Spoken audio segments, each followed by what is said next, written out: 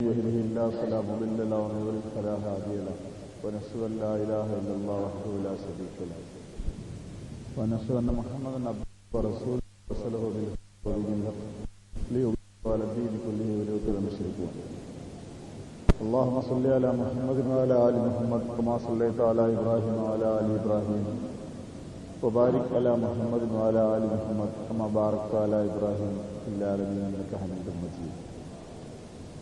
أما بعد فإن خير الكلام كلام الله وخير السنن سنن محمد صلى الله عليه وسلم وشر الأمور محدثاتها وكل بدعة ضلالة.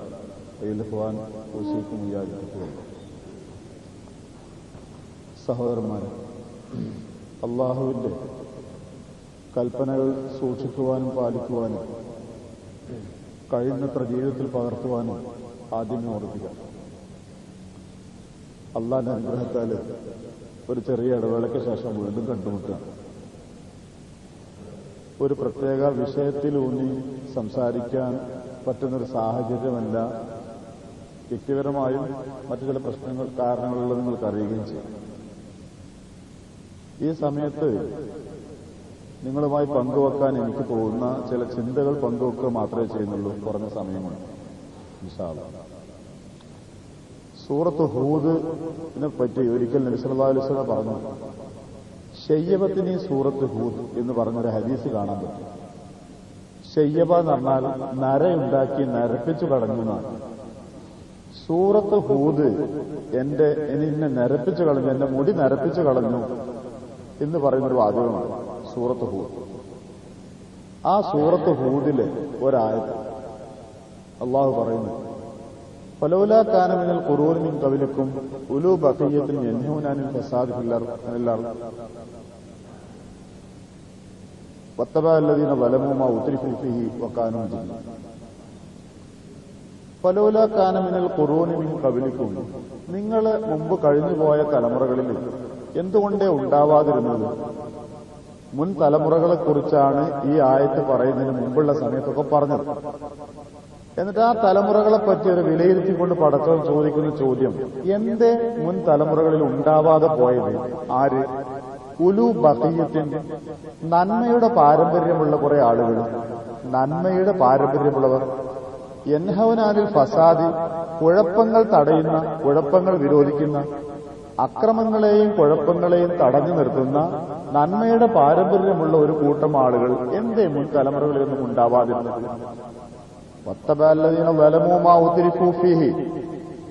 ആഡംബരവും സുഖവും ലഭിക്കപ്പെട്ടപ്പോ അതിന്റെ പിന്നാലെ പോവുകയാണ് അക്രമികളായ ആളുകൾ ചെയ്തത്. ഇപ്പൊ കാനു മുജ്രിമീൻ, അവർ പാപികളുമായിരുന്നു, കുറ്റവാളികളുമായിരുന്നു. ആശയം മാത്രം മനസ്സിൽ വെക്കാൻ കഴിയില്ല. മുൻ തലമുറകളിൽ നന്മയുടെ പാരമ്പര്യവും വഹിച്ചുകൊണ്ട് കുഴപ്പങ്ങൾക്കും അക്രമങ്ങൾക്കുമെതിരെ നീങ്ങുന്ന ഒരു വിഭാഗം ആളുകൾ എന്തുകൊണ്ടുണ്ടായില്ല, എന്തുകൊണ്ട് സംഭവിച്ചില്ല എന്ന് ചോദിക്കുന്നൊരു ഭാഗമുണ്ട് ഖുർആൻ. ആ ആയത്തിന്റെ മുകളിലുള്ളത് 116 ആയത്താണ് സൂറത്ത് ഹൂദിൽ. പിന്നെ കുറച്ച് ആയത്തുകളേ ഉള്ളൂ, കൂടുതൽ ആയത്തുകൾ ഇതിന് മേലെയാണ്. ഇതിനു മുമ്പ് അള്ളാഹു ചെയ്തെന്താന്ന് ചോദിച്ചാൽ, കഴിഞ്ഞുപോയ അമ്പിയാക്കന്മാരുടെ അലൈഹിസ്സലാത്തു വസ്സലാം അവരുടെ സമുദായങ്ങളുടെ സംഭവങ്ങൾ പറയുകയും അവർക്കൊടുവിലുണ്ടായ ദുരന്തത്തിന്റെ കഥകൾ പറഞ്ഞു വെക്കുകയും ചെയ്തിട്ടാണ് ഈ ഒരു ചോദ്യം പടച്ചു തമ്പുരാൻ ചോദിക്കുന്നത്. അപ്പൊ അതിന്റെ ആശയം എന്താണ്? കഴിഞ്ഞുപോയ തലമുറകൾക്ക് ഈ ദുസ്ഥിതിയും നാശവും വരാൻ പിടിച്ചു നിൽക്കാൻ സാധിക്കാതെ അള്ളാഹിന്റെ ശിക്ഷയ്ക്ക് വിധേയരായി തീരാൻ കാരണമായത് അവരിൽ നന്മയുടെ പാരമ്പര്യമുള്ള വിഭാഗം ഇല്ലാതായതുകൊണ്ടല്ല, കുറഞ്ഞു പോയതുകൊണ്ടാണ്. അസ്തഗ്ഫിറുല്ലാ, ആയത്തിന്റെ ഒരു ഭാഗം മറന്നുപോയതുണ്ട്. ഇല്ലാ കലീലം മിമ്മൻ അൻജൈന, നാം രക്ഷപ്പെടുത്തിയ അല്പം ചിലരൊഴികെ എന്നൊരു ഭാഗം കൂടി ഉണ്ട്. അപ്പൊ ചുരുക്കം ചില ആളുകൾ നബിമാരോടൊപ്പം ജീവിച്ചുകൊണ്ട് നന്മയുടെ പാരമ്പര്യം പേറിയ കുറച്ചുപേരുണ്ടായിരുന്നു. സമൂഹങ്ങൾ മൊത്തത്തിലെടുത്താൽ ഈ പാരമ്പര്യമില്ലാത്തവരായി മാറിയെന്നതുകൊണ്ടാണ് അവർക്ക് ശിക്ഷയും നാശവും വരേണ്ടി വന്നത് എന്നാണ് ആ ആയത്ത് പറയുന്നത്. എന്ന് വെച്ചാൽ മുൻകാല സമൂഹങ്ങൾക്ക് ശിക്ഷയും അള്ളാന്റെ കോപവും വരാൻ കാരണമായത് നന്മയുടെ പാരമ്പര്യമായി ലഭിച്ചു വന്ന നന്മകൾ കൈവശം വെച്ചിട്ട് സമൂഹത്തിലെ കുഴപ്പങ്ങളെയും അക്രമങ്ങൾക്കുമെതിരിൽ നീങ്ങുകയും പ്രതികരിക്കുകയും ചെയ്യുന്ന ഒരു ശീലം നഷ്ടപ്പെട്ടതാണ് ശിക്ഷിക്കപ്പെടാനും നശിപ്പിക്കപ്പെടാനും കാരണമായതായിട്ട് ഖുർആൻ എടുത്ത് പറയുന്നത്. എന്താണ് ആ ആയത്തിന്റെ പാഠം ഞാൻ പറയേണ്ടതില്ലല്ലോ. നബി സല്ലല്ലാഹു അലൈഹി വസല്ലമയുടെ സമുദായമായ ഖുർആന്റെ അനുയായികളായ നമ്മളിൽ ഈ ഒരു ദുരവസ്ഥ സംഭവിച്ചുകൂടാ എന്നും നന്മയുടെ പാരമ്പര്യം പരമ്പരാഗതമായി കിട്ടിയ അമ്പിയാക്കന്മാരിലൂടെയും സഹാബാ കിറാമിലൂടെയും നമ്മുടെ നബി സല്ലല്ലാഹു അലൈഹി വസല്ലമയുടെയൊക്കെ നമുക്ക് കിട്ടിയ ആ നന്മയുടെ വശങ്ങൾ കൈവശം വെച്ചുകൊണ്ട് ജീവിക്കുന്ന സമൂഹത്തിലെ ഫസാദ് കുഴപ്പങ്ങൾക്കെതിരെ പ്രതികരിക്കുകയും പ്രവർത്തിക്കുകയും വിരോധിക്കുകയും ചെയ്യാൻ ബാധ്യസ്ഥരാണ് നമ്മൾ. ഈ ബാധ്യത മറക്കരുത് എന്നാണ് ഈ ആയത്ത് പഠിപ്പിക്കുന്നത്. ഖുർആൻ മനുഷ്യനെപ്പറ്റി വിലയിരുത്തി പറഞ്ഞ പല സന്ദർഭങ്ങളിലായിട്ട് നിങ്ങൾക്കറിയാം, ജന്മസിദ്ധമായി തന്നെ ഫസാദുകൾ ഉണ്ടാക്കാൻ, അതെന്തർത്ഥത്തിലും ഏത് തലത്തിലുമായാലും തരക്കടില്ല, നേരെ പോണ ഒരു കാര്യത്തിൽ കുഴപ്പമുണ്ടാക്കുക എന്നുള്ളത് മനുഷ്യന്റെ ഒരു പ്രകൃതമായിട്ട് ഖുർആൻ പറയുന്നത് ഒരുപാട് സ്ഥലം. ഉദാഹരണമായിട്ട് ആദം അലൈഹിസ്സലാമിന്റെ 2 മക്കൾ ജീവിച്ചപ്പോ അവർക്ക് അതിമോഹങ്ങളൊന്നുമില്ലല്ലോ, പ്രശ്നങ്ങളോ പ്രാരാബ്ദങ്ങളോ ബാധ്യതകളോ അങ്ങനെയൊക്കെയുണ്ടോ? അതിനൊക്കെ കാലമായിരുന്നു. ഇനി ഉണ്ടെങ്കിൽ തന്നെ ഈ ഭൂമി മുഴുവൻ അവർക്കുള്ളതല്ലേ, അവർ 2 പേരേ ഉള്ളൂ. എന്നിട്ടെന്തുണ്ടായി? മനുഷ്യന്റെ ജന്മസിദ്ധമായ അസൂയ, പക, വിരോധം എന്നിവ വളർന്നു വന്നിട്ട് ഒരുത്തന് മറ്റവനെ കൊല്ലണമെന്ന് മനസ്സിൽ പ്രേരണയുണ്ടായി. ആ പ്രേരണയ്ക്ക് വിധേയനായി കൊല നടക്കുകയാണ്. ഇതെപ്പോഴാണ്? ആദിമ മനുഷ്യന്റെ തുടക്കത്തിൽ അനുഭവമാണ്. ഭൂമിയിൽ വന്ന് എത്ര കാലം കഴിഞ്ഞ് വർഷവും മാസവും പറയാൻ കഴിയില്ലെങ്കിലും മനുഷ്യന് പ്രാരാബ്ദങ്ങളുടെ പേരിലുള്ള വടംവലിയോ ജീവിത സുഖങ്ങൾ നിഷേധിക്കപ്പെട്ട ദേഷ്യമോ അങ്ങനെയൊന്നും ഏതായാലും ആ കാലത്തുണ്ടായില്ലല്ലോ. ഒരുത്തൻ 2 പേരും റബ്ബിന് സമർപ്പിച്ച കുർബാൻ, ബലി, അത് ഒരുത്തന്റേത് നിസ്വാർത്ഥമായതുകൊണ്ട് പടച്ചതമ്പുരാൻ കബൂലാക്കി. ഒരാൾ കൊടുത്ത ബലിക്ക് മനോശുദ്ധി ഇല്ലാത്തതുകൊണ്ട് പടച്ചവനെ സ്വീകരിച്ചില്ല. ഒരുത്തന്റെ കർമ്മം പുണ്യമായി പടച്ചവൻ കബൂലാക്കി, ഒരാളുടെ കർമ്മം പടച്ചവൻ കബൂലാക്കിയില്ല, കാരണം അതിന് ഹൃദയശുദ്ധി ഉണ്ടായിരുന്നില്ല. ഇത്രയേ കാരണമായി ഖുർആൻ പറയുന്നുള്ളൂ. ഒരുത്തൻ അള്ളാഹുവിന് ഇഷ്ടപ്പെട്ടവനായി തോന്നിയപ്പോഴും മറ്റവനെ സഹിക്കാൻ പറ്റിയില്ല എന്നാ പറയുന്നത്. എന്നിട്ട് അവർ പരസ്പരമുണ്ടായ വിദ്വേഷം കൊലയ്ക്ക് കാരണമായി എന്ന് പറയുമ്പോൾ മനുഷ്യന് ഫസാദ് വേറെ സ്ഥലത്ത് ഖുർആൻ ആ കാര്യം പറഞ്ഞു. അതുകൊണ്ട് തന്നെ ആയിരിക്കണമല്ലോ, അല്ലല്ലോ, അങ്ങനെ അതുകൊണ്ട് തന്നെയാണല്ലോ അള്ളാഹു സുബ്ഹാനഹു വ തആല അമ്പിയാക്കന്മാരെ നിരന്തരം പറഞ്ഞയച്ചു. നബി സല്ലല്ലാഹു അലൈഹി വസല്ലമ അടക്കമുള്ള പ്രവാചകന്മാരെ പറഞ്ഞയച്ച് അവർക്ക് ചെയ്യാനുണ്ടായിരുന്ന എന്താ? മനുഷ്യന്റെ ഈ കാടത്വത്തിന്, കുഴപ്പങ്ങളും ഇത്രയും അടിപിടിയും ഉണ്ടാക്കാനുള്ള അതിനെ നിയന്ത്രിച്ചു നിർത്തുക. ഇത് നമ്മളെല്ലാവരും കേട്ടതാണ്. ഒരു കാര്യവും കൂടി ഓർമ്മിപ്പിക്കണമെന്ന് എനിക്ക് തോന്നുന്നു. കുഴപ്പങ്ങളെ ഇല്ലാതാക്കി നല്ലവരായി ജീവിക്കാൻ പറയുക മാത്രമാണോ പ്രവാചകന്മാർ ചെയ്തത്? കുഴപ്പക്കാരായ ആളുകളിൽ ജനങ്ങൾക്ക് രക്ഷ നൽകുകയും കൂടി പ്രവാചകന്മാരുടെ ദൗത്യമായിരുന്നു. അങ്ങനെയല്ലേ ഖുർആൻ പറഞ്ഞു തരുന്നത്? ഇതൊരു വിശദീകരിക്കാൻ പറ്റിയൊരു ക്ലാസ് അല്ല. മൂസാ നബി അലൈഹി ഇസ്ലാമിനെയാണ് ഖുർആൻ ഏറ്റവും കൂടുതൽ നമുക്ക് പരിചയപ്പെടുത്തിയ സംഭവങ്ങളും അനുഭവങ്ങളും. എന്താ മൂസാ നബിയുടെ കാലഘട്ടത്തിന്റെ പ്രത്യേകത? ലോകം കണ്ടതിൽ ഏറ്റവും ധിക്കാരിയായ ഫറോവ എന്നൊരു ചക്രവർത്തിയുടെ കൊടും ക്രൂരതകൾ അനുഭവിക്കുന്ന ഒരു ജനത. ആ ജനതയിൽ നിന്ന് ആ നാടിനെ, ആ ജനങ്ങളെ, ഇസ്രായേൽ വംശത്തെ മോചിപ്പിച്ചെടുക്കുക എന്നത് മൂസാ നബി അലൈഹി ഇസ്ലാമിന്റെ ദൗത്യമായിരുന്നില്ലേ? അദ്ദേഹം ഇത് പറഞ്ഞിട്ടില്ലേ? തുറന്നു പറഞ്ഞിട്ടുണ്ടല്ലോ സംസാര മധ്യത്തിൽ. ഫറോവയോട് പറയുന്നൊരു വാചകമുണ്ട് ഖുർആനിൽ, നീ ഇത് സ്വീകരിക്കാൻ തയ്യാറില്ലെങ്കിൽ ഇസ്രായേലിനെങ്കിലും എന്റെ കൂടെ പറഞ്ഞയക്കുക. അദ്ദേഹം ഏകദൈവ ആരാധനയെക്കുറിച്ച് പഠിപ്പിച്ചില്ലെന്നല്ല ഈ പറയുന്നത്. കലിമത്തു തൗഹീദ് തന്നെയാണ് പ്രാധാന്യം കൽപ്പിച്ചത്. അത് തന്നെയാണ് തന്റെ അനുയായികളോട് കുഴപ്പമുണ്ടാക്കരുത്, തന്റെ കൂടെ വന്നവരോട് കുഴപ്പങ്ങളും അടിപിടിയും ഉണ്ടാക്കുന്നത് പഠിപ്പിക്കുന്നുണ്ട്. അതേസമയം ഫറോവ എന്ന ഒരു കൊടും ക്രൂരനിൽ നിന്നൊരു ജനതയെ രക്ഷിച്ചെടുക്കുകയും ചെയ്തിട്ടുണ്ട്. നബി സല്ലല്ലാഹു അലൈഹി വസല്ലമയുടെ ബാധ്യതയെപ്പറ്റി പറഞ്ഞ സൂറത്തിൽ കാണാലോ, ഈ നബിയുടെ ദൗത്യം എന്താണെന്നറിയോ? സല്ലല്ലാഹു അലൈഹി വസല്ലം ആളുകളുടെ മുതുകുകളിൽ ഉണ്ടായിരുന്ന ഭാരം ഇറക്കി വെക്കുക, ചങ്ങലകളും വിലങ്ങുകളും അഴിച്ചു മാറ്റുക. നമ്മുടെ നബി സല്ലല്ലാഹു അലൈഹി വസല്ലമക്ക് ഈ ഭൂമിയിൽ ചെയ്യാനുള്ള ദൗത്യം, ചെയ്ത ഉത്തരവാദിത്വം എന്താണെന്ന് വിശദീകരിക്കുന്ന ആയത്തിലെ ഒരു വാചകമാണ്.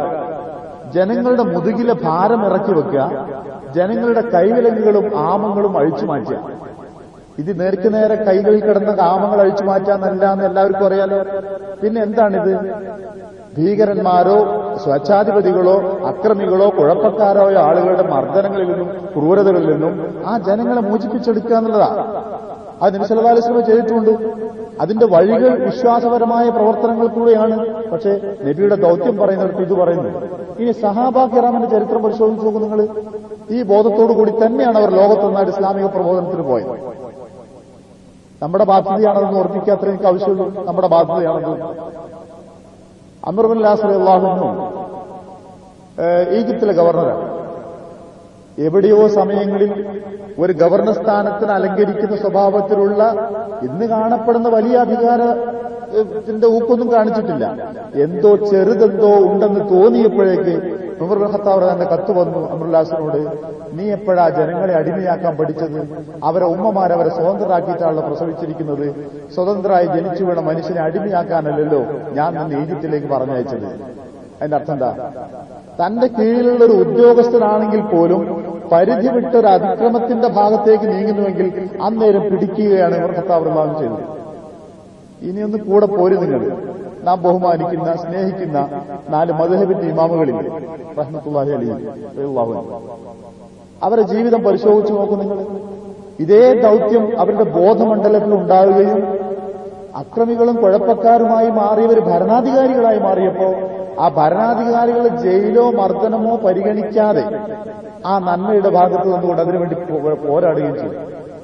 ഇത് തന്നെയാണ് ഷെയ്ഖ് ഇബ്നു തൈമിയ്യ റഹ്മത്തുള്ളാഹി അലൈഹി ചെയ്തത്. ഇത് തന്നെയാണ് ഷെയ്ഖ് മുഹമ്മദ് അബ്ദുൽ വഹാബ് റഹ്മത്തുള്ളാഹി അലൈഹി ചെയ്തത്. ഞാൻ പറഞ്ഞത്, ആ ഒരു നന്മയുടെ പാരമ്പര്യം അമ്പിയാക്കന്മാർ തുടങ്ങിവെച്ചത് കുഴപ്പങ്ങൾ എന്ത് തരത്തിലുള്ളതായാലും അതിനെതിരായി നീങ്ങുന്ന ആ പാരമ്പര്യം അമ്പിയാക്കന്മാരെല്ലാം ചെയ്തു വന്നു. മുഹമ്മദ് മുസ്തഫ സല്ലല്ലാഹു അലൈഹി വസല്ലം ചെയ്തു വന്നു, സഹാബികൾ ചെയ്തു, പിൻതലമുറക്കാരിലും ചെയ്തു വന്നു. നമ്മൾ കേരളക്കാരാണ്. നമ്മളെ നാട്ടിലും ഇതേ നന്മയുടെ പാരമ്പര്യം ഉണ്ടായിട്ടുണ്ട് എന്നുള്ളത് അഭിമാനത്തോടെ പറയാൻ പറ്റുന്ന ഒരു കാര്യം. ഒരു 10-85 വർഷങ്ങൾക്ക് മുമ്പുള്ള ഒരു കേരളം അന്ന് രൂപീകരിക്കപ്പെട്ടിട്ടില്ല, നിങ്ങൾക്കറിയാം. എന്നാലും മലയാളം സംസാരിക്കുന്ന മലബാറും തിരുകൊച്ചിയും തിരുവിതാംകൂറും അടങ്ങുന്ന ആ മലയാളികളുള്ള ആ ഭാഗങ്ങളിൽ എന്തായിരിക്കും ഒരു 85 വർഷം മുമ്പത്തെ മലയാളികളുടെ ജീവിത രീതി, മുസ്ലിങ്ങളുടെ ജീവിത ചുറ്റുപാടുകൾ എന്തായിരിക്കും എന്ന് കുറച്ചൊക്കെ ഊഹിക്കാൻ നമ്മളെ കൊണ്ടാവുമല്ലോ. ആ ഒരു കാലഘട്ടത്തിൽ ഒരു പണ്ഡിത സഭ രൂപീകരിച്ച് ആ കേരളത്തിലെ മുസ്ലിങ്ങൾക്കുള്ളിൽ പ്രവർത്തനം നടത്തിയിട്ട് ഇവരെ യഥാർത്ഥ വിശ്വാസത്തിന്റെ ഭാഗത്തേക്കും തൗഹീദിന്റെയും ദീനിന്റെയും ഭാഗത്തേക്കും തിരിച്ചു കൊണ്ടുവന്ന് ദുന്യാവിൽ അന്തസ്സോടെ ജീവിക്കാനും പരലോകത്ത് സ്വർഗം പോകാനും പറ്റുന്നവരാക്കി മാറ്റിയെടുക്കണം ഇവരെ എന്ന് തീരുമാനിച്ചുകൊണ്ട് സ്നേഹത്തോടെയും ബഹുമാനത്തോടെയും അല്ലാതെ ഓർമ്മിക്കാൻ പറ്റാത്ത ആ നിസ്വാർത്ഥരായ ഒരു കൂട്ടം പണ്ഡിതന്മാർ, മൺമറന്നുപോയ പണ്ഡിതന്മാര് പണ്ഡിത സഭ രൂപീകരിക്കുകയും അതിനുവേണ്ടിയുള്ള പ്രവർത്തനങ്ങൾ നടത്തുകയും. ഞാൻ പറഞ്ഞ ഒരു പ്രത്യേക വിഷയത്തിലല്ല, ഒരു ചിന്ത നിങ്ങളുമായി പങ്കുവെക്കുകയാണ്. ഒരു കാര്യം ഉറപ്പാണ് ആ മഹാന്മാരെ സംബന്ധിച്ചിടത്തോളം, അവർ നിസ്വാർത്ഥരാണ്, നിഷ്കാമികളാണ്. അവരതുകൊണ്ട് യാതൊന്നും ആഗ്രഹിച്ചില്ല. ഈ ആയത്തിൽ പറഞ്ഞ വിധത്തിലുള്ള ഉലൂ ബഖിയ, ഈ ജനത ഈ വിധത്തിൽ നാഥനില്ലാതെ കേൾവിയും കേൾപ്പോരുമില്ലാതെ അലഞ്ഞു നടക്കേണ്ട ഒരു വിഭാഗമല്ല മുസൽമാനെന്നും ആ മുസൽമാന് നൽകേണ്ട പാഠങ്ങൾ ഖുർആനിലൂടെ ലഭിക്കപ്പെടണമെങ്കിൽ അതിന് ഞങ്ങൾ തന്നെ ഒരുങ്ങിയെങ്കിലേ പറ്റൂ എന്ന് തീരുമാനിച്ചുകൊണ്ട് ആരെയും ബോധ്യപ്പെടുത്താനുമില്ല, ഒരു മേൽവിലാസം കിട്ടാനുമില്ല, ഭൗതികമായി ഒന്നും നേടാനോ അല്ലാതെയാണ് അവർ ആ പ്രവർത്തനങ്ങൾ ചെയ്തത്. ഖുർആന്റെ ആയത്തിലെ ഉലൂ ബഖിയ എന്ന് പറയുന്ന അതേ പാരമ്പര്യം, അതേ അവരെ സമുദായത്തിലെ നേതാക്കന്മാർ പലരും പിന്തുണച്ചു. അൽഹംദുലില്ലാ, സാധാരണക്കാരായ ആളുകൾ പിന്തുണച്ചു. സത്യമായും ഈ ഒരു സംഭവം, ഈ നന്മയുടെ പാരമ്പര്യത്തിന്റെ കൈത്തിരി അത് അതേപടി തന്നെ കേരളത്തിലും നാട്ടിലും ഉണ്ടായിട്ടുണ്ട് എന്ന് അഭിമാനത്തോട് ഓർമ്മിക്കാം. സൂറത്തുൽ അഹ്സാബില് ഒരായത്തിൽ മിനൽ മുഅ്മിനീന റിജാലുൻ സദഖൂ മാ അഹദുല്ലാഹി ഫമിൻഹും മൻ ഖലാ നഹബഹു വമിൻഹും മൻ യന്തസിർ വമാ ബദലു തബ്ദീല. വിശ്വാസികളുടെ കൂട്ടത്തിൽ ചില ആൾക്കാരുണ്ട്, അവര് അള്ളാഹുവോട് പറഞ്ഞ വാഗ്ദാനങ്ങളൊക്കെ പാലിച്ച ആൾക്കാരാണ്. പടച്ചോനോട് കൊടുത്ത വാഗ്ദാനങ്ങൾ പുലർത്തിയ കുറെ മനുഷ്യന്മാർ വിശ്വാസകൂടത്തിലുണ്ട്. ചിലരവരെ പങ്ക് നിർവഹിച്ചു പോയി, വേറെ ചിലർ കാത്തിരിക്കുന്നു, ഒരു മാറ്റവും അവർ വരുത്തിയിട്ടില്ല. ഇതേതാ സന്ദർഭം എന്നറിയും. ഈ ഖന്തക് യുദ്ധമില്ല, അഹ്സാബ് യുദ്ധം, ആ യുദ്ധത്തിന്റെ പശ്ചാത്തലമാണ് സൂറത്തുൽ അഹ്സാബ്. അതിങ്ങനെ പറഞ്ഞു വന്നിട്ട് ആ കഴിഞ്ഞുപോയ യുദ്ധങ്ങളിൽ ഷഹീദായ ശുഹദാക്കളായ സഹാബികളില്ലേ, അവരെ പ്രശംസിച്ചുകൊണ്ട് ഖുർആൻ പറയാണ്, പടച്ചർ തമ്പുരാനെ നിന്റെ ദീനിന് വേണ്ടി പ്രവർത്തിക്കാൻ, നിന്റെ ആയത്തനുസരിച്ച് പ്രവർത്തിക്കാനും ജീവിക്കാനും ഞങ്ങൾ സന്നദ്ധരാണ്, നിന്റെ പ്രവാചകനെ പിന്തുണക്കാൻ സന്നദ്ധരാണ് എന്ന് പടച്ചോനോട് വാക്കുകൊടുത്ത സഹാബികൾ ആ വാക്ക് പാലിച്ചുകൊണ്ട് ജീവിച്ചു അവരിൽ ചിലരൊക്കെ അവരെ കടമ നിർവഹിച്ചു പോയി, ശുഹദാക്കളായി. വേറെ ചിലർ ശുഹദാക്കളാവാൻ കൊതിച്ചിരിക്കുന്നു. അവരെ മാനസിക തീരുമാനത്തിൽ ഒരു മാറ്റവും വന്നിട്ടില്ല എന്ന് സഹാബികളെ പ്രശംസിച്ചുകൊണ്ട് ഖുർആൻ പറഞ്ഞ അതേ ആയത്ത് ഈ സഹാബ കിറാം മുതൽക്ക് ഇങ്ങോട്ട് പിന്നീട് വന്ന പരിഷ്കർത്താക്കളായ മഹാന്മാരെ കുറിച്ചൊക്കെ പറഞ്ഞാലും ശരിയാണ്. സദഖുമാ അഹദുല്ലാഹി ആയത്ത് പഠിച്ചപ്പോ, ഹദീസ് പഠിച്ചപ്പോ, സുന്നത്ത് പഠിച്ചപ്പോ അതിൽ നിന്ന് കിട്ടിയ പാഠമുണ്ട്. റബ്ബിന്റെ ലക്ഷ്യം സ്നേഹം മുന്നിൽ വെച്ചുകൊണ്ട്, തൃപ്തി മുന്നിൽ വെച്ചുകൊണ്ട്, നന്മയുടെ പാരമ്പര്യം പേറിക്കൊണ്ട് തിന്മകൾക്കെതിരായി, തെറ്റുകൾക്കെതിരായി പ്രതികരിച്ച് മുന്നോട്ട് നീങ്ങുക എന്ന ദൗത്യം നിർവഹിച്ചവരാണവർ. അള്ളാഹു അവരെ എല്ലാം അനുഗ്രഹിക്കുമാറാണ്. ഞാൻ ഈ വസ്തുത ഇപ്പോഴും നിങ്ങളുമായി പങ്കുവച്ച് നിങ്ങൾക്ക് ആർക്കും അറിയാത്ത കാര്യങ്ങളല്ല ഞാൻ പറഞ്ഞത്. ഓർമ്മയിൽ എവിടെയൊക്കെ ചെകഞ്ഞു നോക്കിയാൽ നമ്മൾ ഈ ആയത്തും ഈ ആശയങ്ങളും പലപ്പോഴും പറഞ്ഞു. എനിക്കുണ്ടായ ഒരു ചിന്ത അതെന്താന്ന് പറഞ്ഞാൽ, ഈ കേരളത്തിൽ ഈ പണ്ഡിത സഭ രൂപീകരിച്ച് 1924 കേരളക്കരയിൽ ഈ തരത്തിലൊരു മുസൽമാന്റെ നവോത്ഥാനത്തിന്, വിശുദ്ധ ഖുർആനിലേക്കുള്ള തിരിച്ചുവരവിന്, തൗഹീദിലേക്കുള്ള മുന്നേറ്റത്തിന് വേണ്ടി മുന്നൊരുക്കം നടത്തിയ ആ പണ്ഡിതന്മാർ പ്രവർത്തിക്കാൻ അവരെ പ്രേരിപ്പിച്ച ഘടകങ്ങൾ എന്താണോ, കാരണങ്ങൾ എന്താണോ, ആ കാരണങ്ങളൊക്കെ തന്നെയും ഒരർത്ഥത്തിലല്ലെങ്കിൽ മറ്റൊരർത്ഥത്തിൽ ശക്തമായി ഇന്നും നമ്മുടെ നാട്ടിൽ നിലനിൽക്കുന്നു എന്നറിയിക്കാൻ. അതിന്റെ അർത്ഥം അവരുടെ പ്രവർത്തനങ്ങൾ നിഷ്ഫലമായി എന്നല്ല, പ്രവർത്തനങ്ങൾ ഫലവത്തായിരുന്നു. പക്ഷെ കാലം തിരിഞ്ഞു വന്നപ്പോ, ആവർത്തിച്ചു വന്നപ്പോ, ഏതൊരു പശ്ചാത്തലത്തിലും കാരണത്തിലുമാണോ, എന്തെല്ലാം കാരണങ്ങൾ കൊണ്ടാണോ ആ കാലഘട്ടത്തിലെ മുസ്ലിങ്ങളെ നോക്കിയിട്ട് ഇവരെ ഇങ്ങനെ വിട്ടാൽ പറ്റില്ല, ഇവരെ ഇസ്ലാമിലേക്കും ദീനിലേക്കും തിരിച്ചു കൊണ്ടുവരേണ്ട ബാധ്യതയുണ്ട് എന്ന് ബോധ്യപ്പെട്ട് സ്വയം ത്യാഗികളായ രംഗത്ത് വന്ന് അവർ പ്രവർത്തിക്കാൻ ഒരുങ്ങിയത്, ആ നന്മയുടെ പാരമ്പര്യമുള്ള മഹത്തുക്കൾ ഒരുങ്ങിയത്, അതിന് സമാനമായ അതേ ചിത്രം ഇന്ന് കേരളത്തിൽ വീണ്ടും ആവർത്തിക്കപ്പെട്ടിരിക്കുന്നു, അന്നത്തേക്കാൾ ശക്തമായി എന്ന് ചൂണ്ടിക്കാണിക്കാൻ. ഞാനൊരു വലിയ ചിന്തകനോ ഒരു വലിയ അറിവുള്ളവനോ അല്ല. പരിമിതമായ പരിചയവും പരിമിതമായ യാത്രകളും പഴയ സുഹൃത്തുക്കളുമായൊക്കെയുള്ള ബന്ധപ്പെടലുകളും നടത്തിയപ്പോഴേ എനിക്ക് തിരിച്ചറിയാൻ സാധിച്ച ചില വസ്തുതകൾ ഇതാണ്. അന്നത്തേക്കാൾ ഏറെ ഭീകരമാണ് ഒരർത്ഥത്തിൽ മുസൽമാന്റെ, കേരളീയ മുസൽമാന്റെ ചുറ്റുപാടുകൾ എന്നാണ് എനിക്ക് തോന്നുന്നത്. വെറുതെ ഭയപ്പെടുത്തുകയല്ല, ചിന്തിക്കാൻ പറ്റുന്നവരാണല്ലോ നിങ്ങൾ. വർഗീയത എന്നൊരു വിഷം ഇവർ പ്രവർത്തിക്കുന്ന കാലഘട്ടത്തിൽ അത്ര ശക്തമല്ലായിരുന്നു ഈ 1924. പക്ഷെ ഇന്നത് ശക്തമാണ്. നിങ്ങൾക്ക് എന്നെക്കാളും ഏറെ അറിയാം. ഞാനത് പറയുമ്പോൾ ഒരു മാറാട് സംഭവം പോലത്തെ ഒരു സംഭവം, അതിന്റെ അലിയോലിയോ, അതിന്റെ അയൽവക്ക അടുത്ത പ്രദേശങ്ങൾ താമസിക്കുന്നവരാണ് ഞങ്ങളൊക്കെ.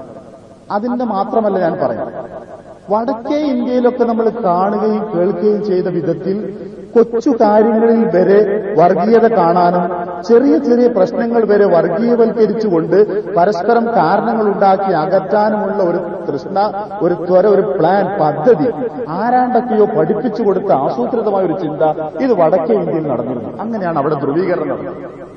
ഏതാണ്ട് അതിന് സമാനമായത്, പൂർണ്ണമായി ഞാൻ പറഞ്ഞാൽ സമാനമായ പലതും കേരളത്തിന്റെ ഗ്രാമങ്ങളിൽ പറിച്ചു നടപ്പെടുന്നു, ആവർത്തിക്കപ്പെടുന്നു എന്നുള്ളതാണ് ഞാൻ ചൂണ്ടിക്കാണിക്കുന്നത്. പ്രകടമായ ഒരു വർഗീയ വിദ്വേഷത്തിന്റെയോ ഒരു വർഗീയ കലാപത്തിന്റെയോ വിഷയത്തുകൾ പ്രകടമായി കാണുന്നുണ്ടെങ്കിൽ പോലും ഓരോ ചെറിയ തന്തുവിലും അണുവിലും ഇതുണ്ട്. ഇങ്ങനെയൊക്കെ ചിന്തിക്കുന്ന ഒരു തലമുറയെ അവർ വാർത്തെടുത്ത് കഴിഞ്ഞിരിക്കുന്നു. എന്റെ ഒരു അനുഭവം പറയാം. എന്റെ അയൽവക്കത്ത് 2 വീടപ്പുറം ഒരു പട്ടികജാതിക്കാരുടെ വീട്. ഞങ്ങളുമായി നല്ല ബന്ധത്തിലാണ്, അയൽവക്ക ബന്ധത്തിലും വീട്ടിൽ വരികയും ജോലിയൊക്കെ ചെയ്യും.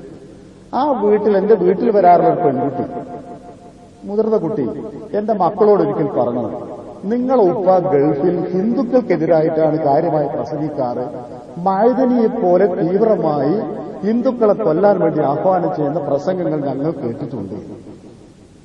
നിങ്ങൾ ആലോചിച്ച് നോക്കൂ, ഞാൻ സംസാരിക്കുന്നത് ഖത്തറിലാണ്. ഈ എന്റെ അയൽവക്കത്തുള്ള ഒരാൾ ഇവിടെ എവിടെയില്ല. വെച്ചാൽ ഈ തരത്തിൽപ്പെട്ട ആരുമില്ല. ഞാൻ അങ്ങനെ അത്ര അറിയപ്പെടേണ്ട ഒരാളുമല്ല. അങ്ങനെ മഅ്ദനിയെ പോലെ ഒരു വലിയ സംസ്ഥാന നേതാവിന് ഇത്രയൊന്നുമില്ലല്ലോ.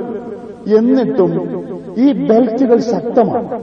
അറിയോ നിങ്ങൾ, ഈ ബെൽറ്റുകൾ ശക്തമാണ്.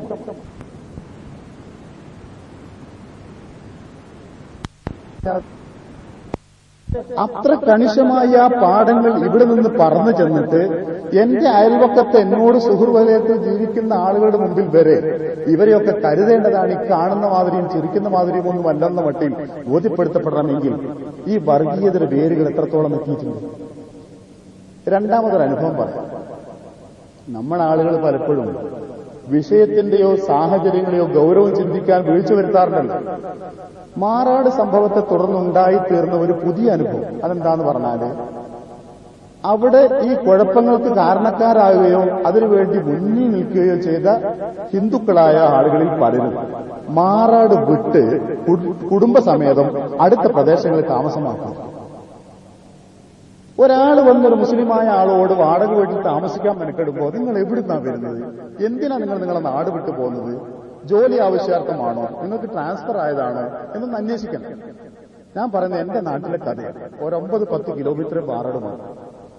എന്നിട്ട് മാനാട് കുഴപ്പമുണ്ടാക്കുന്നതിൽ പങ്കുവഹിക്കുകയും മുസ്ലിങ്ങൾക്കെതിരായി തീവ്രമായ ശ്രമങ്ങൾക്ക് വേണ്ടി നിത്യേന ഇവിടെ നിന്ന് അവിടെ പോയി പ്രവർത്തിക്കുകയും ചെയ്യുന്ന തീവ്ര ഹൈന്ദവ മുസ്ലിം വിരോധമുള്ള ആളുകൾ താമസിക്കുന്നത് ഞങ്ങളുടെ ഗ്രാമത്തിൽ. ഇവരുടെ മക്കൾ പഠിക്കുന്നത് ഞങ്ങളുടെ നാട്ടിലെ സ്കൂൾ. ഇത് വെളിച്ചത്ത് വന്നത് എപ്പോഴാണെന്ന്, ഇവരുടെ മക്കൾ LP സ്കൂളിൽ പഠിക്കുന്ന മക്കൾ, ഈ ആളുകളുടെ മക്കൾ സ്കൂളിൽ പഠിക്കുന്ന കുട്ടികളുമായി അടിപിടി ഉണ്ടാക്കുകയും മുസ്ലിം കുട്ടികളെ ക്രൂരമായി മർദ്ദിക്കുന്നത് ആവർത്തിക്കുകയും ചെയ്തപ്പോൾ ഒരിക്കൽ ഇവൻ പറഞ്ഞു, എന്റെ അച്ഛനൊക്കെ മാറാട് നിങ്ങളെ ആളുകൾക്ക് നേരെ തിരിക്കുന്നതാണ്, ഞാൻ അവരെ വിളിച്ച് പകരം ചെയ്യുമെന്ന് ഉറക്കെ വിളിച്ചു പറഞ്ഞപ്പോഴാണ് ടീച്ചർമാർ ഈ കുട്ടിയെപ്പറ്റി ചിന്തിക്കുന്നത്. ഞാൻ പറഞ്ഞതിന്റെ അർത്ഥം, ഇത് നമുക്ക് കിട്ടുന്ന വിവരത്തിന്റെ ചെറിയൊരു ഭാഗമായി നാം എപ്പോഴും ഉപരിപ്ലവമായി ചിന്തിക്കുകയും വികാരത്തോടുകൂടി ചിന്തിക്കുകയും ചെയ്യുന്നതുകൊണ്ട് അങ്ങനെ ജീവിച്ചു പോകാം. പക്ഷെ നമ്മുടെ എതിരാളികളായ ആളുകൾ നമ്മളെക്കാൾ ഏറെ ബോധവാന്മാരായിക്കൊണ്ട് കേരളത്തെ അല്ലെങ്കിൽ മുസ്ലിം ശക്തികളെ തിരിച്ചടിക്കാനുള്ള എല്ലാ ശ്രമവുമായി പോയിക്കൊണ്ടിരിക്കുന്നു എന്നുള്ളത് ബോധമുണ്ടാവാൻ വേണ്ടി പറഞ്ഞ ഭയപ്പാടിന്റെ ആളുകളല്ലെന്ന് നമ്മൾ. മറ്റൊരു കാര്യം നിങ്ങളുടെ ശ്രദ്ധയിലുണ്ട്. ഏതാനും BEd കോളേജുകൾ അനുവദിച്ചപ്പോ ഏതോ ഒരു അച്ഛന് കിട്ടി. ആ അച്ഛൻ അതിനുണ്ടാക്കിയ അങ്കരാപ്പുകളും അയാളെ സംസാരങ്ങൾ ചാനൽ നിങ്ങൾ കേട്ടില്ലേ? എന്തൊരു ധിക്കാരം, നിങ്ങൾ കേട്ട് കാണുള്ളത്, എന്തൊരു ധിക്കാരമാണ് മനുഷ്യന്റെ സംസാരത്തിലുള്ളത്. എന്ന് വെച്ചാൽ മുസ്ലിങ്ങൾ ഭൗതികമായി വിദ്യാഭ്യാസപരമായി വളരെ വലിയൊരു മുന്നേറ്റത്തിലാണ്. അൽഹംദുലില്ലാ, പണ്ട് കാണുന്നതിനേക്കാളേറെ നല്ല ബോധമുണ്ട്, കുട്ടികളെ പഠിപ്പിക്കണം അങ്ങോട്ടൊക്കെ. അൽഹംദുലില്ലാ, ഒരു പൊതുവെ കാണപ്പെടുന്ന ചിത്രമാണ്. ഇത് സമ്മതിച്ചുകൂടാ എന്നതിനെ പറ്റിയുള്ള വ്യക്തമായ ബോധം പള്ളിക്കാർക്കും പട്ടക്കാർക്കുമുണ്ട്. അവർ അതിന് ഓരോരുത്തരെയും മുന്നോട്ട് പറ്റുന്നവരെ പിടിച്ച് മുന്നിട്ടിറങ്ങുകയാണ്. കൂടെ പിടിക്കാനും കൂടെ പിന്താങ്ങാനും വേറെ പലരും ഉണ്ടാവുന്നത് ഉറപ്പാണെന്ന് ഓർക്കാൻ വേണ്ടി പറഞ്ഞു. മറ്റൊരു കാര്യം, ഇതുപോലെ തന്നെയാണ് ബാക്കി വശങ്ങളിൽ, എനിക്ക് ഇപ്പോഴത് ബാക്കി വിശദീകരിക്കാൻ വയ്യ, ഇങ്ങനെയുള്ള ബാക്കി നമുക്ക് നേരെയുള്ള അല്ലെങ്കിൽ നമ്മുടെ വളർച്ചക്കോ നമ്മുടെ കൂട്ടായ്മക്കോ എതിരായി നിൽക്കുന്ന നീക്കം. പക്ഷെ ദുഃഖകരമായ ഒരു അവസ്ഥ എന്താണെന്ന് പറഞ്ഞാൽ, മുസ്ലിം സമൂഹത്തിലെ സംഘടനകളും നമ്മുടെ ആളുകളും മഹാന്മാരാണ്, ചിന്തിക്കുന്നവരാണ്, പ്രവർത്തിക്കുന്നവരാണ്. പക്ഷെ പലപ്പോഴും അത് യഥാർത്ഥത്തിലുള്ള ലക്ഷ്യം എന്താണെന്ന് തിരിച്ചറിയാൻ പറ്റാത്ത വിധം എവിടെയൊക്കെയോ ആയി ചെതറിപ്പോവുകയാണ് പലപ്പോഴും ഉണ്ടാകുന്നത്. അന്ധവിശ്വാസങ്ങളും നൂലാമാലകളും ആ വഴിക്ക് അങ്ങനെ നടക്കുന്നു. മാത്രമല്ല, സമൂഹത്തിന്റെ ഉള്ളിലെ ജീർണത എന്നെയൊക്കെ വേദനിപ്പിക്കുന്നു, പേടിപ്പിക്കുന്നു.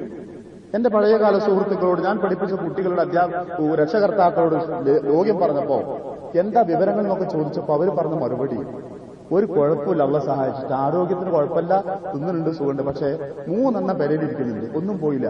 അപ്പൊ ആ കുട്ടി, ഞാൻ വന്നിട്ട് വർഷങ്ങളായി, അതിനു മുമ്പേ ഞാൻ കോളേജിൽ പഠിപ്പിച്ച കുട്ടികളാണ്, കാണാൻ പറക്കത്തുള്ള കുട്ടികളാണ്, പഠിക്കുന്ന കുട്ടികളാണ്. അപ്പൊ അവർ പറഞ്ഞത്, ഇത് എന്റെ മാത്രം കഥയല്ല, പുളിക്കൽ ഞാൻ താമസിക്കുന്ന എന്റെ ഗ്രാമത്തെ പറ്റി പറയട്ടെ, ഈ അയൽപ്രദേശങ്ങളിലും ഇതുപോലെ 10, 30, 35 ഒക്കെ വയസ്സായിട്ടും 20 വയസ്സിന്റെ മേലെ 30 അടുത്തിട്ടും അവിവാഹിതകളായി കഴിയുന്ന പെൺകുട്ടികളുടെ എണ്ണം കുറയാണ്, വളരെ കൂടുതലാണ്. ഈ കുട്ടികൾ തെറ്റിലേക്ക് പോകാതെ പിടിച്ചു നിൽക്കാൻ, അള്ളാഹ് ആയുസ് നൽകി കാത്തിരിക്കാൻ വിധിണ്ടാവണേ എന്നുള്ള തേട്ടെ ഇപ്പോഴുള്ളൂ എന്ന് പറയുമ്പോൾ ഒരു പുതിയ പ്രവണത, നമ്മുടെ ചെറുപ്പക്കാരിലൊരു പ്രവണത, ഈ സ്ത്രീധനവും അതിന്റെ അവകാശങ്ങളും അതിന്റെ മുന്നോട്ട് പോകുമ്പോഴും സൗന്ദര്യമുണ്ടാവണം, ചെറുപ്പമാവണം. വിദ്യാഭ്യാസം ഒരു പ്രശ്നമേ അല്ല, ഒന്നും പഠിക്കണമെന്നില്ല. പഠിപ്പിച്ച കുട്ടികൾ, പഠിച്ചിറങ്ങി യോഗ്യതയുള്ള കുട്ടികളുടെ രക്ഷകർത്താക്കളെ എനിക്കറിയാം. അവർ പറയാം, അറബി കോളേജ് ബിരുദം മാത്രമല്ല, ഭൗതിക വിജ്ഞാനമുള്ള കുട്ടികൾ വരെ പിന്തള്ളപ്പെടുകയും ചെയ്തുകൊണ്ട് എങ്ങനെയാ ഒരു സമൂഹത്തിന് പിടിച്ചു നിൽക്കാൻ പറ്റുക? എന്നോടെന്നിട്ട് എനിക്ക് വേണ്ടപ്പെട്ടവർക്കൊന്നും ഉപദേശം സ്വീകരിക്കാനില്ല. ഞാൻ പറയാം നിങ്ങളോട്, മേലാൽ ആളുകളോട് പെൺകുട്ടികളെ പഠിപ്പിക്കാൻ പ്രസംഗിക്കരുത്, പറയരുതെന്ന എനിക്ക് വേണ്ടപ്പെട്ടവർ എന്നോട് പറഞ്ഞു. ആ കുട്ടികൾ 15 വയസ്സ് കഴിഞ്ഞാൽ കെട്ടിക്കാൻ വേണ്ടി പറഞ്ഞു കൊടുക്കുകയും അല്ലാതെ പഠിപ്പിക്കാൻ പ്രസംഗിച്ചിട്ട് അവസാനം ആ കുട്ടികൾ മുക്കിലിരിക്കുന്ന ഒരു അവസ്ഥ വരുന്നുണ്ട്. എന്നെപ്പോലുള്ളവരായി ദുഷ്ടത ഉണ്ടാക്കിയത്, അതുകൊണ്ട് മേലെ ആവർത്തിക്കണമെന്നൊക്കെ പറഞ്ഞു. സ്നേഹപൂർവ്വം ഞാനത് നിങ്ങൾ സ്വീകരിക്കണം എന്ന അർത്ഥത്തിൽ പറഞ്ഞതല്ല. അത് പറയുന്ന വ്യക്തിയെ ഞാൻ മുന്നിൽ കാണുന്നു. അത് പറയേണ്ടി വന്ന വേദനയുടെ പിന്നെ വലുപ്പവും മനസ്സിലാക്കുന്നു. ഇതിനിടയിലാണ് ഒരിക്കലും തമ്മിലടിക്കാൻ പാടില്ലെന്നോ പിളരാൻ പാടില്ലെന്നോ കണക്കാക്കിയിരുന്ന തൗഹീദിന്റെ വക്താക്കളിലുണ്ടായ പിളർവ്. ഞാനെന്റെ മുറിവേനൊക്കെ വേണ്ടി പറയല്ല, ഞാൻ പറഞ്ഞാലില്ലെങ്കിലും സത്യമായൊരവസ്ഥയാണ്. ഒരുതരം വിറങ്ങലിപ്പ് അതുകൊണ്ടുണ്ടായത് മാത്രമല്ല, പരസ്പരം പറയാൻ പറ്റാത്ത വിധത്തിലുള്ള അകൽച്ച. ആളുകൾക്ക് ആശയപരമായ വ്യത്യാസങ്ങളോ വീക്ഷണ വ്യത്യാസങ്ങളോ വന്നാൽ അത് പരസ്പരം സലാം പറയുന്നതിന് തടസ്സമാവാൻ പാടുണ്ടോ? പരസ്പരം വിവാഹം ചെയ്യുന്നതിന് തടസ്സമാവാൻ പാടുണ്ടോ? പരസ്പരം കടക്കുന്നതിനും ഇരിക്കുന്നതിനും തടസ്സമാവാൻ അവിടേക്ക് തരം താടിയിരിക്കുന്നു. അതിലാർക്കൊക്കെ പങ്കുണ്ടോ മുഴുവൻ കുറ്റവാളികളാണ് വരുന്നത്. ഇതാണ് ഒരു സമൂഹത്തെ പഠിപ്പിക്കേണ്ടത്. ആരായിരുന്നത്? ഉണ്ടായ മറ്റൊരു ദുരവസ്ഥയുണ്ട്. മതപ്രവർത്തനങ്ങളോടും മതസംഘടനകളോടും ഒരു പേരും പുച്ഛം പലരും സഹകരിക്കേണ്ടതില്ല, ഇതൊക്കെ ഒരു തരം തട്ടിപ്പാണി എന്നൊരു ഭാവം. ഇപ്പുറത്ത് ഈ ഗ്ലോബലൈസേഷനും ടൂറിസവും ചാനലുകളും കൊണ്ട് പെരുക്കിയ ലോകത്തെ ജീർണതകൾ മുഴുവനുണ്ട്. ഞാൻ നന്നായിട്ടൊരു വിലയിരുത്തൽ നടത്തില്ല. നാട്ടും പുറങ്ങളിൽ ഇറങ്ങി നടക്കുമ്പോൾ എന്റെ നാട് മാത്രമല്ല, നേരത്തെ പ്രവർത്തന മേഖലയായി ബന്ധപ്പെട്ട സ്ഥലങ്ങളിലും അവരുമായൊക്കെ പരിചയപ്പെട്ടപ്പോൾ ഉണ്ടായ ഒരു ചിത്രമാണ്. ഇവിടെ നബി സല്ലല്ലാഹു അലൈഹി വസല്ലം ഒരു വാചകത്തിന്റെ തലയിലുണ്ട്. ലാ യതി സമാനുൻ അലൈക്കും ഇല്ലാ ബില്ലതി ഹിയ അശറു മിൻ.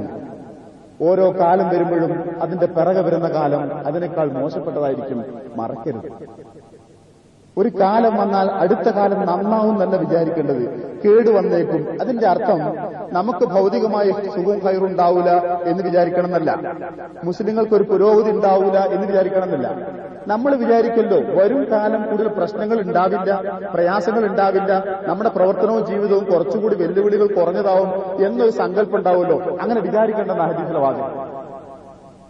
കഴിഞ്ഞ 5 വർഷം മുമ്പത്തെ സമാധാന ചിത്രം നഷ്ടപ്പെട്ടില്ലേ? കഴിഞ്ഞ 2 വർഷം 3 വർഷം മുമ്പുണ്ടായിരുന്ന മുസ്ലിങ്ങളുടെ ഒരു സ്വസ്ഥതയുടെ ചിത്രം നഷ്ടപ്പെട്ടില്ലേ? ശക്തിപ്പെട്ടു വരുന്നൊരു മുസ്ലിം ഐക്യത്തിന്റെ ഭാഗമുണ്ടായിരുന്നു. അതിന് നേതൃത്വം നൽകാൻ പറ്റും പാകത്തിൽ കേരളത്തിലെ സലഫി പ്രസ്ഥാനം, മുജാഹിദ് പ്രസ്ഥാനം ശക്തിയോടെ നിന്നിരുന്ന രംഗമുണ്ടായിരുന്നു. പോയില്ലേ? നശിപ്പിച്ചില്ലേ? ആരാണ്ടൊക്കെ കൂടി നോക്കൂ. നിങ്ങൾ പ്രവാചകന്റെ വാചകം പഠിക്കുക. ലഭിക്കുന്ന കാലഘട്ടം നല്ല കാലം വരാൻ കാത്തിരിക്കരുത്. വരും നാളുകളിൽ ഇതിനേക്കാൾ പ്രയാസകരമായതായിരിക്കും ഒരുപക്ഷെ സംഭവിക്കുന്നത് എന്ന പ്രവാചകന്റെ വാചകം. മറ്റൊരു ഹദീസ്, മസാജിദുഹും ആമിറ വയ ഖാലിയത്തുൻ മിനൽ ഹുദാ. ഒരു ഹദീസിന്റെ വാചക, ഒരു ഭാഗം. കെട്ടി ഉയർത്തപ്പെട്ട പള്ളികളിൽ പക്ഷെ സന്മാർഗം ലഭിക്കുന്നില്ല അവയിൽ കയറി ചെന്നാല്. ഖാലിയത്തുൻ മിനൽ ഹുദാ.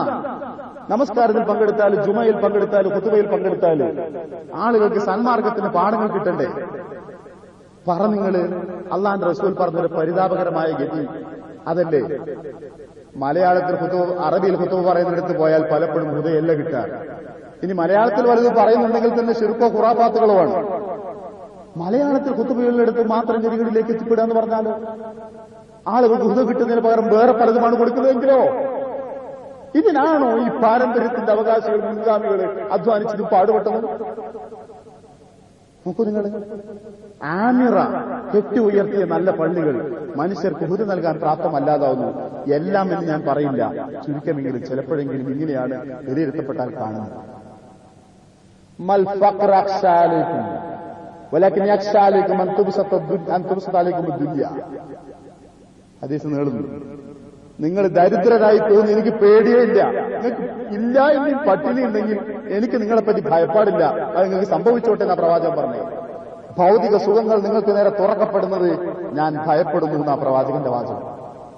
മുസൽമാന് സുഖമേറിയാൽ അത് മുസൽമാന്റെ മതത്തെപ്പോലും സമുദായത്തെപ്പോലും ദോഷകരമായി ബാധിച്ചേക്കാം എന്ന് പ്രവാചകന്റെ ഭയപ്പാടുള്ള ഹദീസുണ്ട്. തലമുറകളിൽ ബാധിച്ചിരുന്നു, അത് ഫലിച്ചിരുന്നു. നമ്മുടെ ഗതി അതാണ് തോന്നിപ്പോകുന്നു. ഒരു 19 വർഷം മുമ്പത്തെ കഥ ഞാൻ പറയണ്ട, നിങ്ങൾക്കറിയാലോ അതൊക്കെ. ഞാനത് ആവർത്തിക്കണം. ഇപ്പോ എന്തൊരു സുഖത്തിലാ റബ്ബുൽ ആലമീനായ തമ്പുരാൻ കേരളത്തിലെ മുസ്ലിങ്ങളെ നമ്മളെയൊക്കെ കാത്തുരക്ഷിച്ചെന്നറിയോ? എന്തുണ്ട്? ഏറ്റവും ഉയർന്ന പുരോഗതിപ്പെട്ട രാജ്യങ്ങളിൽ ആളുകൾക്ക് ലഭിക്കാത്ത അത്ര സുഖങ്ങൾ കേരളീയ മുസൽമാൻ അനുഭവിക്കുന്നുണ്ട്. ദരിദ്രല്ല, പട്ടി കഷ്ടപ്പെടുന്നവരുണ്ടാവും, പക്ഷെ മൊത്തത്തിൽ സുഖത്തില. ദുനിയാവിന്റെ സുഖങ്ങൾ അത് അധികമായി കിട്ടിയപ്പോ മറ്റുള്ളവർക്ക് സംഭവിച്ച അതേ മത്സരവും നാശവും സംഭവിച്ചു എന്ന് പറഞ്ഞൊരു വാചകം. ഇനി ഓർമ്മയിൽ വെക്കാൻ ഒരു ഹദീസ് കൂടി പറയട്ടെ. ലാ തഖുമു സ്സാഅ ഹത്താ തഖ്തതില ഫിഅതാനി അലീമതാനി ദഅവാഹുമാ വാഹിദ. അല്ലാഹുവിന്റെ റസൂൽ സല്ലല്ലാഹു അലൈഹി വസല്ലം വഹി അനുസരിച്ചാണ് സംസാരിച്ചത്. ലോകാവസാനത്തിന് മുമ്പ് രണ്ട് വലിയ കക്ഷികൾ തമ്മിൽ യുദ്ധം നടക്കും. ഇപ്പൊ നാട്ടിലുണ്ട് എന്നല്ല, ആ ആശയം നിങ്ങളെ തലയിലുണ്ടാവും. രണ്ട് വലിയ സംഘങ്ങൾ തമ്മിൽ യുദ്ധം നടക്കും ലോകാവസാനത്തിന് മുമ്പ്. ദഅവാഹുമാ വാഹിദ. രണ്ടു കൂട്ടരും ബാധിക്കുന്ന ഒരേ ലക്ഷ്യത്തിനാണ്. രണ്ടു കൂട്ടരുടെയും മുദ്രാവാക്യം ഒന്നായിരിക്കും. ഒരേ മുദ്രാവാക്യത്തിന് വേണ്ടി നിലകൊള്ളുന്ന രണ്ടു കൂട്ടർ തമ്മിൽ അടിപിടി നടക്കും. കേരളത്തിന്റെ പശ്ചാത്തലത്തിൽ വെറുതെ ഇങ്ങനെ നടന്നു നോക്കുമ്പോ ചിലപ്പോഴൊക്കെ ഈ ഹദീസിന്റെ അലയൊലികൾ ഇങ്ങനെ മനസ്സിൽ വരും. ഇതൊക്കെയാണോ ആവർത്തിക്കുന്നത്? ഇത് ഞാൻ നിങ്ങളുമായി പങ്കുവെക്കുന്നത് ഒന്ന് രണ്ട് കാര്യങ്ങൾ അവസാനമായി പറഞ്ഞു വെക്കാൻ. അവസാനം ഇതുമായി ബന്ധം. ഒന്ന്, ഇത് ഒരു മനുഷ്യന്, മുസ്ലിമായ മനുഷ്യനെ കരയിപ്പിക്കുന്ന, അതോടൊപ്പം വേദനിപ്പിക്കുന്ന കുറെ ഭാഗങ്ങളാണിത്. നിങ്ങളാണെങ്കിലും ഇതൊക്കെ കരയുകയും അനുഭവിക്കുകയും ചെയ്തു വന്നവരായിരിക്കും. എന്തേ നമുക്കിങ്ങനെ വരാൻ? എന്തേ നമ്മുടെ നാടിനിങ്ങനെ വരാൻ? എന്തായിരിക്കും ഭാവിയിൽ നമ്മുടെ മുസ്ലിങ്ങളുടെ അവസ്ഥ? എങ്ങനെയാണ് ഈ ഭീഷണിയമായ രംഗത്ത് നമ്മൾ തരണം ചെയ്യുക? ഇനിയുള്ള ഭാവി എന്തായിരിക്കും എന്നൊക്കെ. എനിക്ക് വേണ്ടപ്പെട്ട ഒരു സ്ത്രീ, എന്റെ രക്തത്തിൽപ്പെട്ട ആള് പറഞ്ഞു, ഒരുപക്ഷെ ഇനി നീ വരുമ്പോൾ ഞങ്ങളെ ഒന്നും കണ്ടോളന്നില്ല, ഇവിടെ ഗുജറാത്ത് പോലെ ഞങ്ങളൊക്കെ പോയിട്ടുണ്ടാവും. നീ എന്താ ഈ പറയുന്നത് ചോദിച്ചു. നിനക്കറിയാഞ്ഞിട്ടാ ഇവിടുത്തെ അവസ്ഥ, ഇവിടുത്തെ ചുറ്റുപാടുകൾ. ഇന്ന് അയൽവക്കത്തുള്ള മുസ്ലിങ്ങളും ബാക്കിയുള്ള മുസ്ലിങ്ങളൊക്കെ തമ്മിൽ ഒരുമി സ്നേഹമൊക്കെ ഉണ്ടെങ്കിൽ പേടില്ലായിരുന്നു. ഒട്ടുമില്ല, ഒരു പ്രതീക്ഷയില്ല. അറിയോ, നിൽക്കുന്ന ചിന്തയാണത്. ഇവിടെ അള്ളാന്റെ കിതാബിലേക്കാണ് നമ്മൾ പോകുന്നത്. മാ കാന അല്ലാഹു ലിയദറൽ മുഅ്മിനീന അലാ മാ കാനു അലൈഹി ഹത്താ യമീദൽ ഖബീസ മിന ത്വയ്യിബ് എന്നൊരു ഖുർആൻ വചനമുണ്ട്. വിശ്വാസികളെ ഒരിക്കലും അള്ളാഹു വെറുതെ വിടില്ല. വെറുതെ വിടുക എന്ന് പറഞ്ഞാൽ ഏതൊരവസ്ഥയിലാണോ അങ്ങനെ തന്നെ അങ്ങനെ കഴിഞ്ഞു പോയിക്കോട്ടെ എന്ന് പടച്ചോൻ വിടൂല. ഹത്താ യമീദൽ ഖബീസ മിന ത്വയ്യിബ്, നല്ലതും ചീത്തയും വേർതിരിച്ച് കാണിക്കുന്നുണ്ട്. നല്ലതും ചീത്തയും വേർതിരിച്ചറിയാൻ പറ്റും പാകത്തിൽ പ്രശ്നങ്ങളും ഇഷ്യൂകളും വിഷയങ്ങളും ഉണ്ടാക്കി ആ ജീവിത പ്രയാസങ്ങളിലെയും ബുദ്ധിമുട്ടുകളുടെയും വെല്ലുവിളികൾക്കും ഇടയിൽ കിടന്നിട്ട് സത്യത്തെയും നേരിനെയും നന്മയും തിരിച്ചറിഞ്ഞ് അതിനോടൊപ്പം പ്രവർത്തിച്ചും സഹകരിച്ചും നീങ്ങുന്നൊരു തീരുമാനത്തിന് നിങ്ങൾക്ക് സാധ്യമാക്കുക എന്നത് പഠിച്ചവന്റെ തീരുമാനമാണ്. ആശ്വാസം നൽകും. എന്തേ ഇങ്ങനെയൊക്കെ സംഭവിക്കാന്ന് ചോദിച്ചാൽ അങ്ങനെ പഠിച്ചവൻ പറഞ്ഞിട്ടുള്ളൂ. അള്ളാന്റെ റസൂൽ സല്ലല്ലാഹു അലൈഹി വസല്ലമയുടെ സഹാബികളുടെ കാലഘട്ടത്തിൽ എത്ര ഇഷ്യൂകളാ പടച്ചുണ്ടാക്കിയത്? എത്ര ഇഷ്യൂ, പുതിയ പുതിയ പ്രശ്നങ്ങൾ. ചിലർ ഇസ്ലാമിൽ നിന്ന് പുറത്തുപോയി, ചിലർ പലതും ഉണ്ടാക്കി. ഓരോന്ന് കഴിഞ്ഞിട്ട് രക്ഷപ്പെട്ടെന്നോ പുതിയൊരു പ്രശ്നം ഉണ്ടാക്കി. ഞാനത് വിശദീകരിക്കുന്നില്ല, ഓരോന്ന്. അപ്പോഴൊക്കെ അള്ള പറഞ്ഞു, വിഷമാന്ന് വിചാരിക്കല്ലേ, ഇതുകൊണ്ടൊക്കെ കയറുണ്ട്. തിരിച്ചറിയേണ്ട പലതും തിരിച്ചറിയാനും ചിന്തയിൽ വരേണ്ട കുറെ പാഠങ്ങൾ നിങ്ങളുടെ ചിന്തയിലേക്ക് തിരിച്ചു വരാനും ഇതുകൊണ്ട് പ്രയോജനപ്പെടും എന്ന് പറഞ്ഞു. എനിക്കൊരു കാര്യം ഉറപ്പിച്ചു പറയാൻ പറ്റും. കേരളത്തിലെ തൗഹീദി പ്രസ്ഥാനത്തിന് ഭിന്നിപ്പ് വന്നിട്ടുണ്ടെങ്കിൽ എന്തൊരു ഉത്തരവാദിത്വം ഏറ്റെടുത്തുകൊണ്ടാണോ അവർ പ്രവർത്തനം തുടങ്ങിയത്, അതിലെല്ലാവരും വീഴ്ച വരുത്തി. ഒരാളെയും അതിൽ ഒഴിച്ചു പറയേണ്ടതില്ല. ആ ഉത്തരവാദിത്വം മറന്ന് പ്രവർത്തിച്ചപ്പോ പടച്ചോന്റെ ശിക്ഷ അനുഭവിക്കേണ്ടി വന്നു. അതേ സംഭവിച്ചിട്ടുള്ളൂ, അതാ സംഭവിക്കുന്നത്. വല്ലാഹി സത്യമായിട്ട് എനിക്ക് തോന്നുന്നു, എന്തൊരു ലക്ഷ്യമാണോ പ്രവർത്തിക്കാൻ ഏറ്റെടുത്തത്, എന്തൊരു ഉത്തരവാദിത്വമാണോ ഏറ്റെടുത്തത്, ആ പാരമ്പര്യം കളഞ്ഞു കുളിച്ച ഉത്തരവാദിത്വം മറന്നു അതിലൊരു വിഭാഗത്തെയോ ഒരാളെയോ മാറ്റി നിർത്തേണ്ട മൊത്തത്തിൽ സംഭവിച്ചതാണ്. പടച്ചവൻ അങ്ങനെ വർഗീയതയില്ലല്ലോ. കൊടുത്തു ശിക്ഷ, നിങ്ങൾ ഒരുമിക്കാൻ അർഹരല്ല. തിരിച്ചാ ദൗത്യത്തിലേക്ക് പോകണം. ഇങ്ങനെ വരുമ്പോൾ എന്ത് ചെയ്യണം? ആ സുന്നത്ത് നടന്നു, അത്രയേ ഉള്ളൂ. അതാണ് ഈ ആയത്ത്. എന്റെ ചിന്തകളാണ്, എനിക്ക് ബോധ്യപ്പെടുന്നതാണ്, ഞാൻ മനസ്സിലാക്കുന്നതാണ്. ആരെയും താഴ്ത്തിക്കെട്ടാനോ ആരെയും നിസ്സാരപ്പെടുത്താനോ, ഞാൻ ബഹുമാനിക്കുന്ന, ഞാൻ സ്നേഹിക്കുന്ന, നിങ്ങളൊക്കെയും ബഹുമാനിക്കുന്ന ആരെയെങ്കിലും നിസ്സാരപ്പെടുത്താനോ പറഞ്ഞതല്ല, വിഭാഗീയത ഉണ്ടാക്കാനും പറഞ്ഞതല്ല. എന്തേ ഇങ്ങനെ വരാൻ ചിന്തിക്കാലോ. നമുക്ക് ഇങ്ങനെ വരാൻ മറ്റു കാരണങ്ങളില്ല. കാരണം അത്ര ഉന്നത ലക്ഷ്യ കയ്യിലുള്ളത്, അത്ര വലിയ മുദ്രാവാക്യ കയ്യിലുള്ളത്, അത്ര പ്രവർത്തനങ്ങളാ മുന്നിലുള്ളത്. എന്നിട്ടും ആർക്കെങ്കിലും ഇതിൽ ഇഷ്ടമുണ്ടോ? ഇല്ല.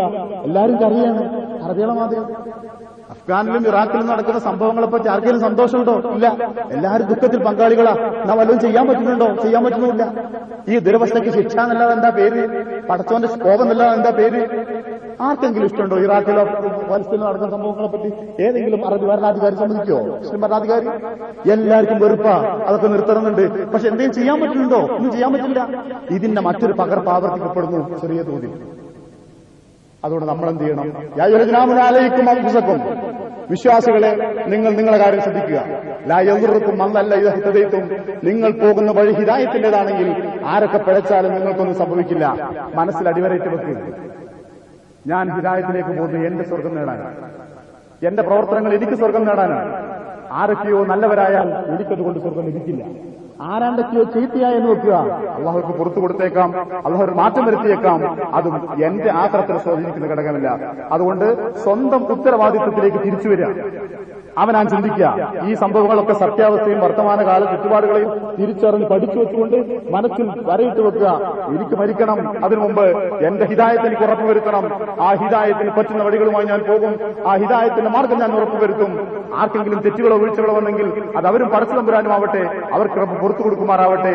ഈ ഒരു ചിന്തയല്ലാതെ ആ ബഹളങ്ങളിൽ പങ്കലാപ്പിൽ ബന്ധപ്പെട്ടുകൊണ്ട് പ്രവർത്തിക്കാതെ ഒന്നും ചെയ്യാതെ തന്റെ ഉത്തരവാദിത്വം മറന്നു കൊണ്ടുപോയാൽ നശിക്കുന്നത് ഈ ദുനിയാവ് മാത്രമല്ല, ആഖിറത്തിലെ സ്വർഗ്ഗം കൂടിയായിരിക്കും. ഉത്തരവാദിത്വം കൂടുന്നു ഈ സംഗതി. മനസ്സിലായാലും ഞാൻ പറഞ്ഞത്, നബി സല്ലല്ലാഹു അലൈഹി വസല്ലം ജീവിച്ചിരുന്നെങ്കിൽ ജീവിക്കാൻ സുഖമായിരുന്നു. എന്താ നേരത്തിന് വള്ളിക്കണ്ടിൽ നബി ചോദിക്കും, എന്താടാ എവിടെയായിരുന്നു, എന്താ സംഭവിച്ചത്? ഒരു തെറ്റ് വന്ന അന്നേരം ബാക്കിയുള്ളത് ചൂണ്ടിക്കാണിക്കും. എന്ത് സുഖം ജീവിക്കാൻ. 30,000 ആളുകളുമായി യുദ്ധത്തിൽ പോയി തബൂക്കില് 3 ആളെ പറ്റി അന്വേഷിച്ച് പ്രവാചകൻ എവിടെ ഒരു കുണ്ടാളുകൾ. എന്ത് രസ, വീഴ്ച വന്നാൽ പ്രവാചകൻ തിരിച്ചും, നന്മ ചോദിച്ചാൽ പറഞ്ഞുതരും. അങ്ങനെ ജീവിച്ചു കൊടുത്താൽ മതി. പറയുമ്പോൾ ഒരാൾ നയിക്കാണ്ടെങ്കിൽ, അങ്ങനത്തെ ഒരാൾ നയിക്കാണ്ടെങ്കിൽ എന്ത് സുഖം വരെ ജീവിക്കാൻ അങ്ങനെ കൂടിക്കൊടുത്താൽ മതി. നമുക്കങ്ങനല്ല. ആർത്ഥത്തിൽ അനാഥരാണ് നമ്മള്. ആരാ നമ്മളങ്ങനെ നയിക്കാള്? രാവും പകലും ഉച്ചക്കും വൈകുന്നേരവും നമ്മളെ കണ്ട് നമ്മളെ പോരായ്മകൾ ചൂണ്ടിക്കാണിച്ച് ആരങ്ങനെ പറഞ്ഞൊരാള് ഇല്ല. അപ്പൊ ഉത്തരവാദിത്വം നമ്മളിലേക്ക് വരിക. ഗൾഫിൽ താമസിക്കുന്ന നമുക്ക് ഉത്തരവാദിത്വം പിന്നെയും കൂടുക. എന്താണെന്നറിയോ? നമ്മളൊക്കെ സ്വന്തം തടിന്റെ ഉത്തരവാദിത്തങ്ങളാണ്. നാട്ടിലാണെങ്കിൽ മൂത്താപ്പ് ചോദിക്കും, എന്താടാ അവിടെ കാണാൻ? അമ്മാവൻ ചോദിക്കും, എന്താടാ മരിച്ചെടുത്ത് തന്നെ കാണാതിരുന്നത്?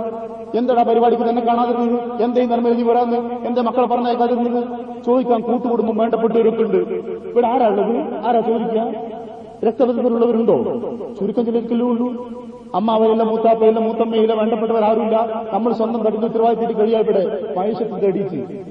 അതുകൊണ്ടായിരിക്കും അംശക്കും അവനാന്റെ ഹിദായത്തിന്റെ മാർഗത്തിൽ ഉറപ്പും അതിൽ തെറ്റ് സംഭവിക്കുന്നില്ലെന്നും ഞാനും തെറ്റിയോ ആ മാർഗത്തിൽ പ്രവർത്തിക്കുന്നുണ്ട്, ചെയ്യുന്നുണ്ട്, നേടുന്നുണ്ട് എന്ന ഉറപ്പും അവനാൻ വരുത്തുക. ഇത് പറയുമ്പോൾ ഒരു തെറ്റിദ്ധാരണ വരും, അവനാന്റെ കാര്യം മാത്രം നോക്കി ജീവിച്ചാൽ മതി. അങ്ങനല്ല.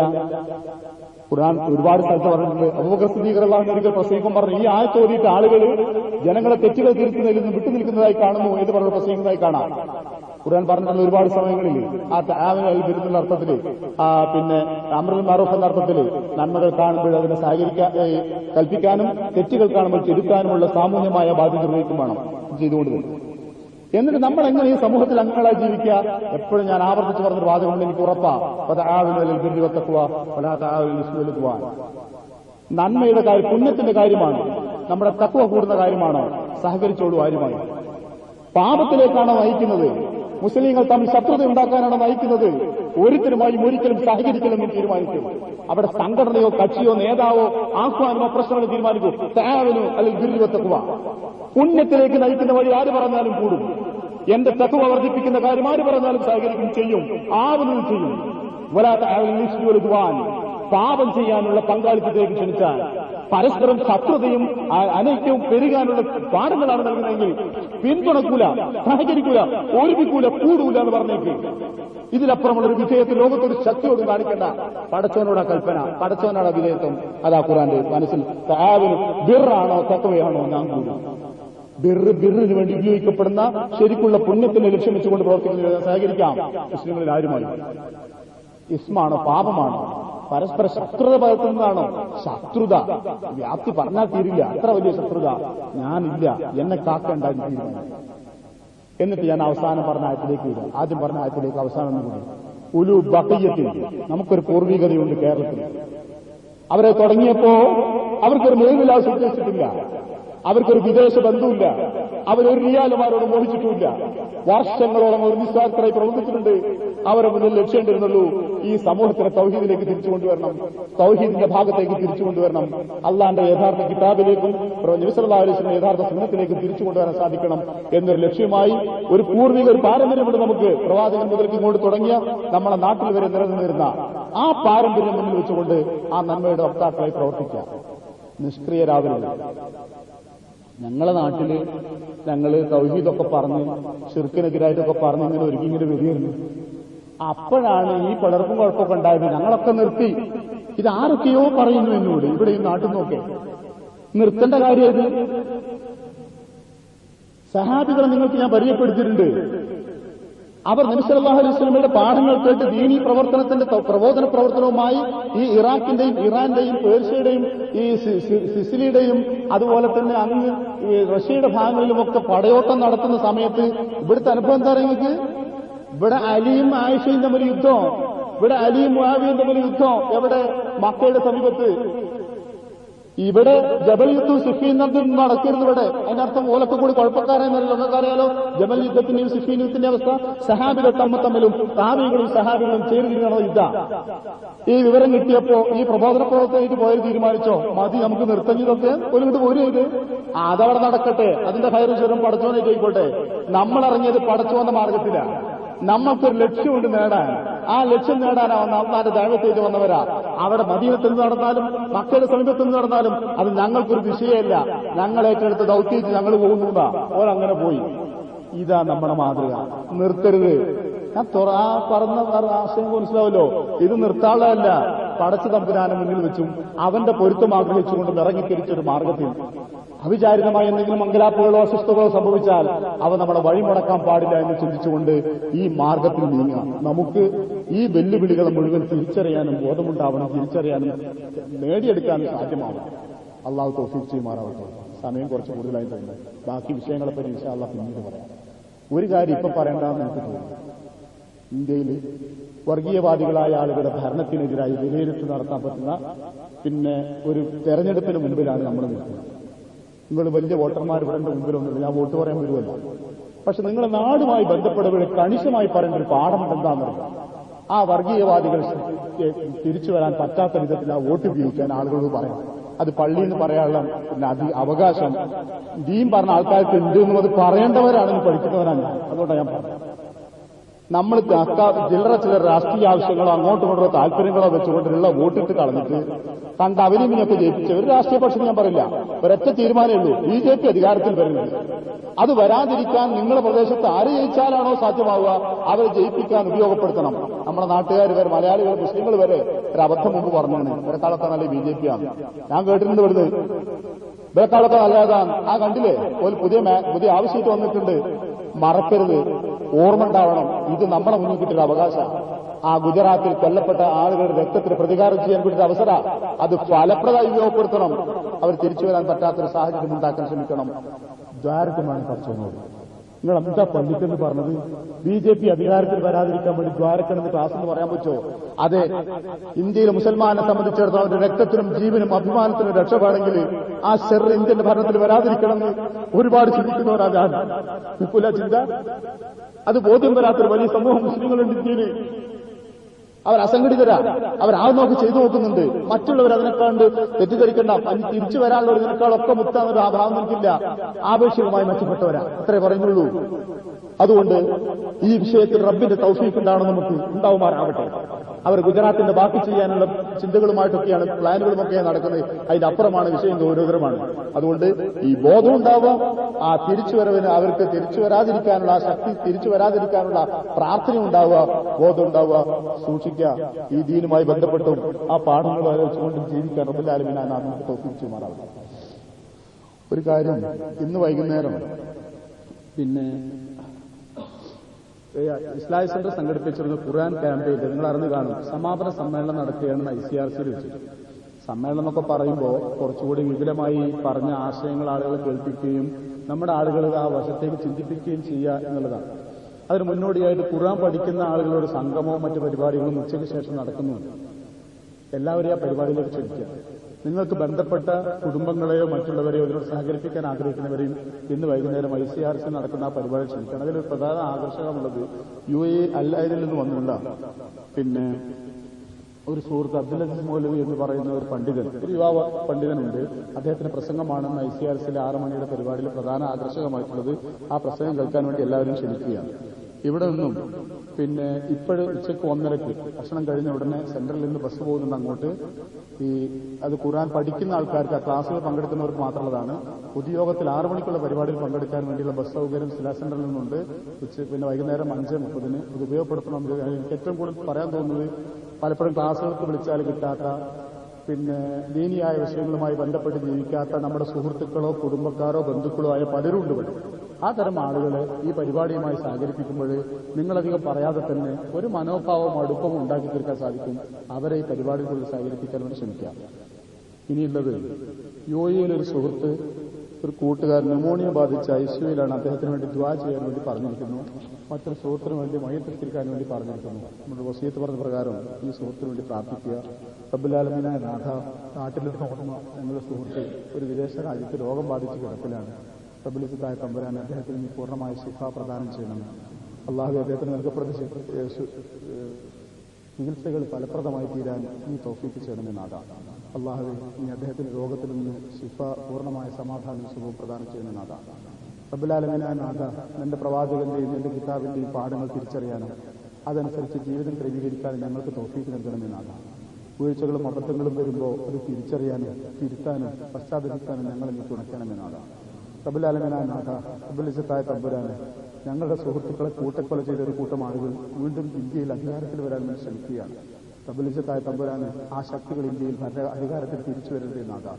അള്ളാഹു അവരൊരിക്കലും ഇന്ത്യയിൽ അധികാരത്തിലേക്ക് തിരിച്ചു വരാൻ നീ വിധി നൽകരുതെന്നാകാം.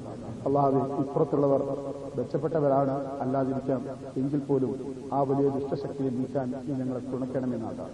റബ്ബുൽ ആലമീനായ നാഥ, ലോകത്തിന്റെ നാനാ ഭാഗത്ത് വിഷമങ്ങളും പ്രയാസങ്ങളും അനുഭവിക്കുന്ന മുസ്ലിങ്ങളെ നീ സഹായിക്കണമെന്നാകാം.